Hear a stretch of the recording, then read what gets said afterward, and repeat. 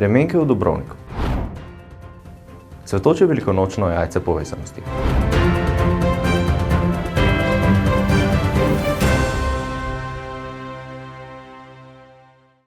Drage gledalke in gledalci, lepo pozdravljeni v tokratni oddaji Dogodki. Vabljeni k ogledu. Obiskali smo hišo rokodelstva v Dubrovniku, kjer so nam predstavili posebno lokalno tradicijo okraševanja velikonočnih jajc, ki jih v Dubrovniku in v širšem območju Prekmurja imenujejo remenke. Hiša rokodelstev v Dubrovniku, ki so jo na dvorišču hiše Đurđija Dobronokija odprli leta 2018, ima cilj ohranjati kulturno dediščino dvojezičnega območja, oživljati nekdanje domače obrti, prenašati običaje in spodbujati razvoj turizma na tem območju.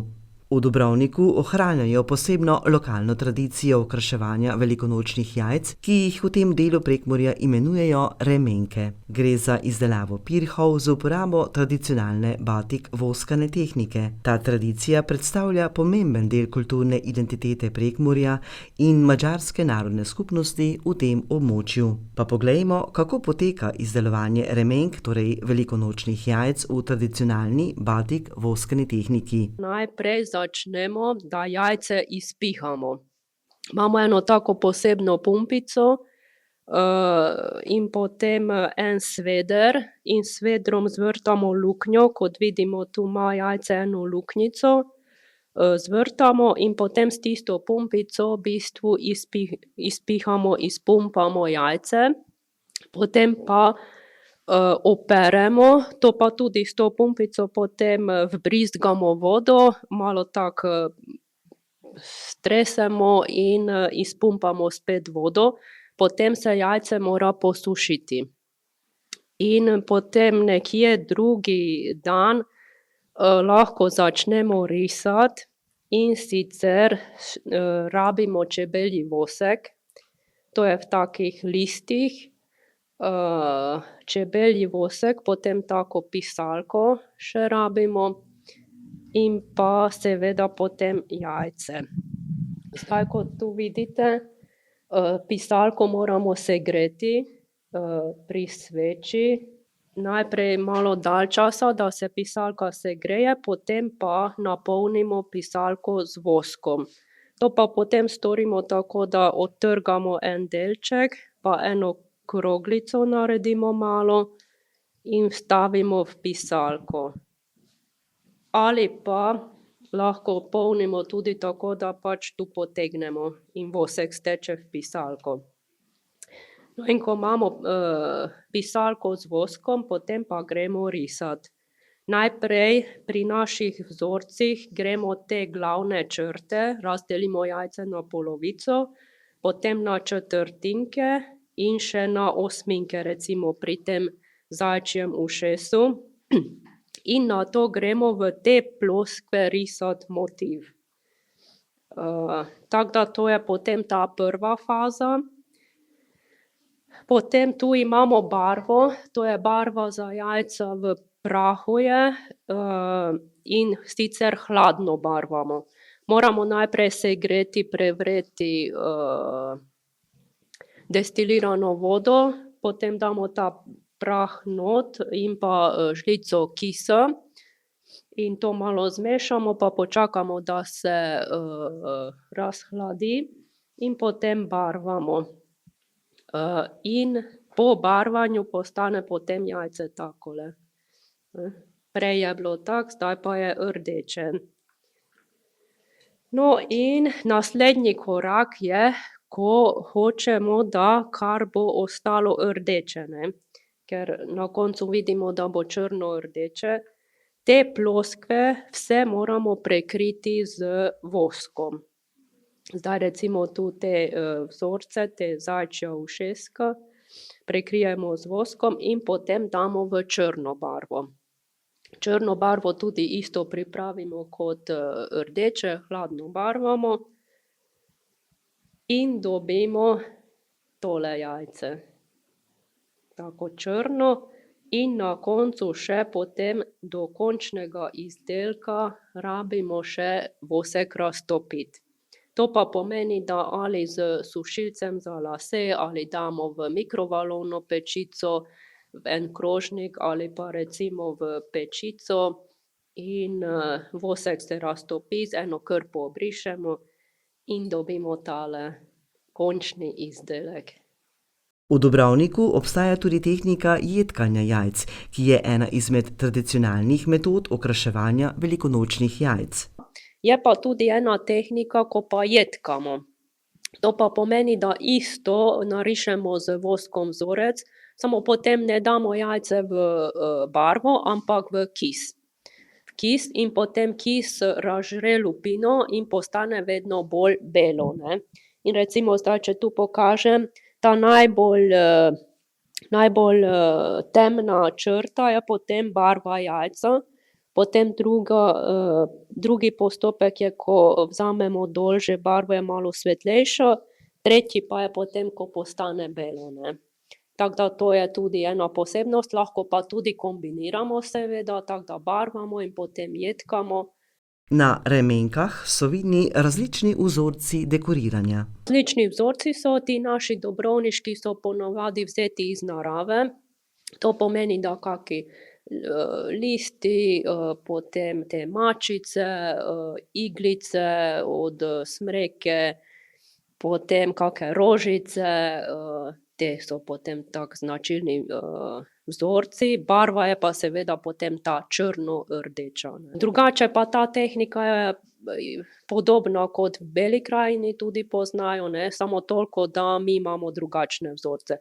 Oni rišejo potem okoli jajca vzorce, mi pa potem razdelimo, ne, na polovičke, četrtinke, osminke, tako da to je razlika. Pri batik tehniki gre za staro rokodelsko tradicijo, ki jo ohranjajo v hiši rokodelstev in na delavnicah, čeprav je lokalna različica verjetno nastala šele v 20. stoletju, ko so se tehnike prilagajale domačim običajem.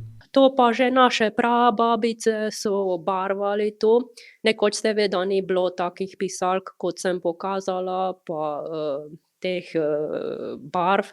Nekoč so potem babice sedele pri pač kurišču, ne, in na kurišču so imeli potem eno posodico, kjer je bil vosek, tam so pač tisto raztopili in potem so namakali, pisalka pa je bila en lesen vat, pa potem od čevlja vezalke tisti konec, ne, kot je danes ta plastika, tisto so potem malo stisnili in tisti je bil potem lijak, to so potem močili in risali na jajce, barvali pa so potem v tej tekstilni barvi. Seveda potem še niso poznali teh barv za pirhe kot dandanes. Kot je povedala članica kulturnega društva Petőfi Sándor in krasilka remenk Alenka Toplak, društvo že 29. leto pripravlja razstavo remenk. Na začetku je razstavo organiziralo Društvo upokojencev iz Dubrovnika. V razstavi sodelujejo predvsem člani in članice kulturnega društva, ki se ukvarjajo z izdelovanjem pirhov v vseh treh tehnikah. Nekako pa stremimo že od začetkov razstave k temu, da se razstavljajo predvsem tisti izdelki, ki so izdelani na tradicionalni način. Verjetno ste opazili, da tu ni pirhov, ki so izdelani z različnimi modernimi tehnikami. Zato, ker je naša želja, da se ohrani tukaj pri nas ta tehnika oziroma te tehnike, ker so že v bistvu uporabljali naši predniki in seveda, da se še to potem razvija oziroma predaja tudi mladim generacijam. Na tej razstavi sodeluje 35 odraslih krasilcev in 11 otrok, vključno s skupino z vrtca in prvim razredom. Ostali otroci so pa tudi že sami malo bolj vešči krašenja, izdelovali so predvsem pirhe v batik tehniki, saj tudi v šoli delamo na tem, da otrokom približamo to vrsto ljudske umetnosti in da tudi oni potem pač se naučijo tega in to dejavnost nesejo naprej. To je tudi eden izmed naših ciljev. Letos smo še posebej veseli, da imamo nekaj krasilcev, ki letos prvič razstavljajo, ki so se ali z družine ali z šole spoznali z to dejavnostjo, predvsem mladi. Drugače pa pravim, delajo v teh tradicionalnih tehnikah. Motivi so pa tudi predvsem dobrovniški oziroma prekmurski motivi pirhov ali pa tudi kakšni svoji motivi oziroma motivi drugih pokrajin. V cerkvi svetega Sebastjana v Pečarovcih je potekala slovesna otvoritev cvetočega velikonočnega jajca povezanosti, obogatenega z več kot 1200 cvetličnimi lončnicami, ki bo na ogled 19. aprila. V okviru prihajajočih velikonočnih praznikov so v občini Puconci pripravili posebno promocijsko in simbolno obarvano aktivnost Cvetoče velikonočno jajce povezanosti, ki je na ogled pri cerkvi svetega Boštjana v Pečarovcih. Gre za edinstven umetniški projekt v občini, ki s pomočjo več kot 1200 cvetličnih lončnic oblikuje veličastno jajce, visoko več kot 3 metre in s premerom 2 metra. Ta izjemna kreacija ne navdušuje le svojo velikostjo in barvitostjo, temveč nosi tudi globoko sporočilo, simbolizira versko sožitje, medsebojno spoštovanje ter povezanost med evangeličansko, katoliško in binkošno skupnostjo v občini.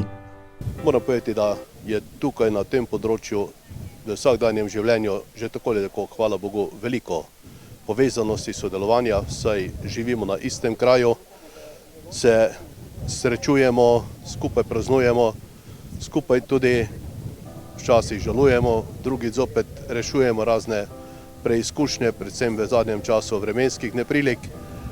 Versko povezovanje je pa vedno aktualno, ker je vera tista, ki bi morala vedno znova povezovati.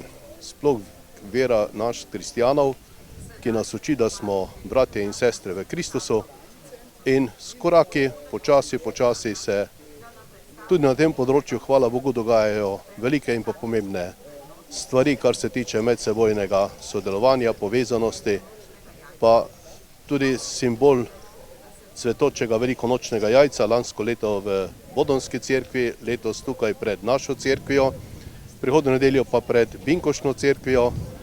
Ta simbol nas obvezuje k temu, da ne pozabimo, da ob nas živijo drugi ljudje, včasih tudi nekoliko drugačni ljudje, pa vendar je vsak človek vreden spoštovanja, vsak človek je vreden tudi, da mu skažemo potrebno pomoč, predvsem pa se drug ob drugem lahko veliko naučimo. Tudi simbolika tega velikonočnega jajca za svetovni pomen, ko vidimo, da se nahajamo v času velikih preizkušenj, negotovosti in pa ene prihodnosti, ki terja modrost, predvsem pa zopet tudi veliko etike, pa veliko srčne kulture. Ob veliki noči, prazniku upanja, odpuščanja, prenove, svetlobe in novega življenja, kot je povedal župnik Kranjec, smemo tako verni kot neverni skupaj zaupati v prihodnost. Najprej se trudimo tukaj na zemlji, saj Jezus pravi, da je Božje kraljestvo že med nami in da ga lahko gradimo, če sledimo Božji besedi in se držimo nauka, ki nam ga je Jezus zapustil, predvsem pa njegovega zgleda.